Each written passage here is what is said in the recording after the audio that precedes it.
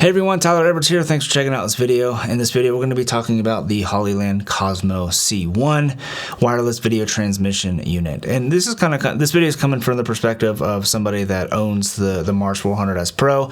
So kind of given the perspective of either owner wanting to maybe looking to upgrade, or maybe somebody looking at the Mars 400S Pro and wondering if this is worth the upgrade. So that being said, let's go ahead and get into it real quick. It does ship in this nice hard shell case. It is part of the Cosmo line, so you are getting some more premium features that come with the Cosmo line, and one of those being this hard shell case, which is really nice. And inside this case, you can see it's kind of got this laser etched, laser cut foam, which is really nice. The transmission and the receiver units, they sit right here. You can see it's kind of got this like deep pocket right here, which is really nice. That's great for like storing SDI cables, or maybe 2-pin or D-tap to barrel connection cables, stuff like that. Just kind of have everything in one package. You got your AC power adapter in here, and then you have two mushroom antennas included, as well as these 4 antennas right here. And then you get just a couple other little knickknacks to help with mounting. A little expansion unit that screws into the front of this with a 1/4-20 insert, a cold shoe adapter, and then you get a magic arm with a cold shoe adapter there as well, and then a USB Type-C converter, so you can plug that in to get firmware updates and all that kind of stuff. So let's talk about these units here. So you have basically these units are identical. The transmitter and the receiver are identical, with the exception of this SDI port here on the bottom, and we'll talk about that here in a second. But you can power these 3 different ways, either through NPF, Sony NPF style batteries, this barrel connection in through either the included AC power adapter, or maybe like a D-tap or 2-pin LEMO to barrel connection to power it off of whatever power distribution system you're using on your camera, and then or through this USB Type-C connection here. So here on the side we have a power switch, we have a little jog wheel, and then to navigate through the menu and maybe change channels if you want to, and then a little OLED screen to see what channel you're on and navigate through the menu and all that kind of good stuff. Here on the transmitter we have an HDMI In, an SDI In, and an SDI Loop Out. Now this thing is really cool. This is like one of the bigger selling points to me personally, because this SDI Loop Out basically lets you loop out a signal to another monitor, and that's a direct hardwire connection as opposed to a wireless signal. So for example, Red Komodo users is a perfect example for you. If you want to send a wireless signal out but you still want to monitor on your camera with an onboard monitor, this SDI Loop Out is a great option for that. So you run SDI out from the camera into the SDI In on the transmitter, and use this SDI Loop Out to your onboard camera monitor. Say you're using a camera monitor that doesn't have SDI out, or whatever the case may be. Yeah, that's that. It's really nice to have that option there. I'm not sure if someone's roller skating upstairs or what, but sorry about that. Now it does have HDMI In. Unfortunately, it does not cross convert, so you can't use HDMI In and then the SDI Loop Out, which is a huge bummer. So that's that. That's the transmitter. And then this receiver, everything's the same as the transmitter except this bottom SDI port, and this is just a second SDI out. And this is really cool. You can actually send this to 2 different monitors at once.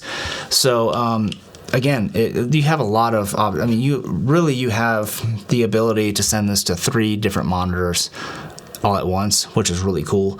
So yeah, a lot of flexibility, something that's well worth paying the premium over the Mars 400S Pro unit. Now the other cool thing is they have this thing called Hevo, and basically what this does, it's kind of like if you have the Rode wireless filmmaker kit.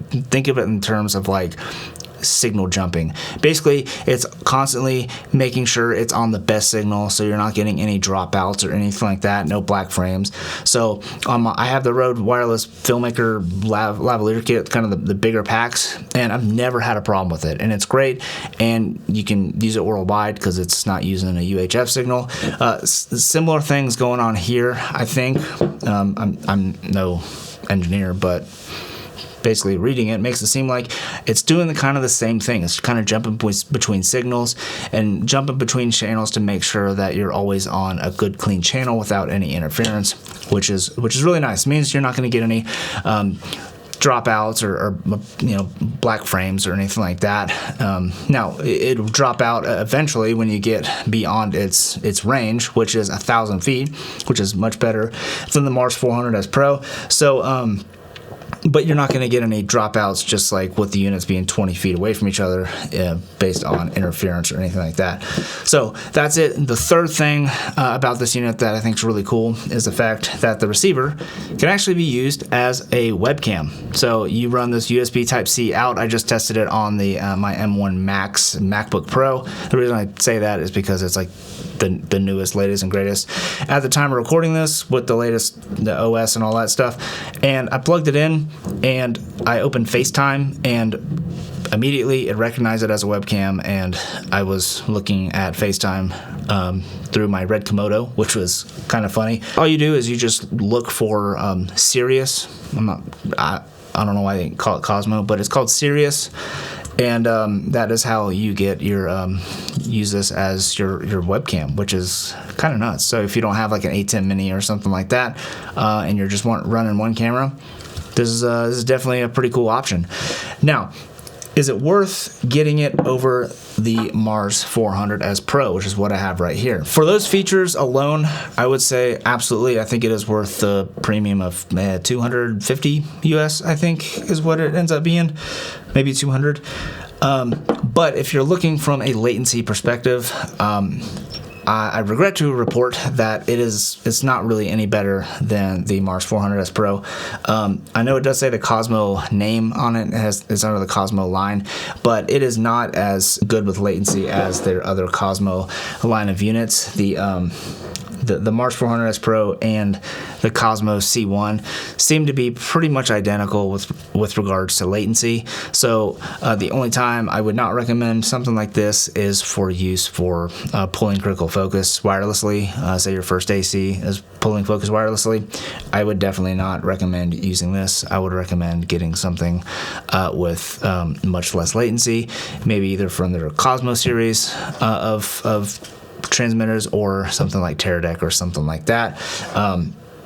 Purely from latency's perspective, I would not recommend this just because they're pretty much the same. However, what I really do like about these and why I like this better than the Mars 400S Pro is the fact that you have either the ability to send this to two different monitors, or this SDI Loop Out on the transmitter to be able to use this in conjunction with an onboard monitor, especially for those of you that have just one SDI out on your cameras.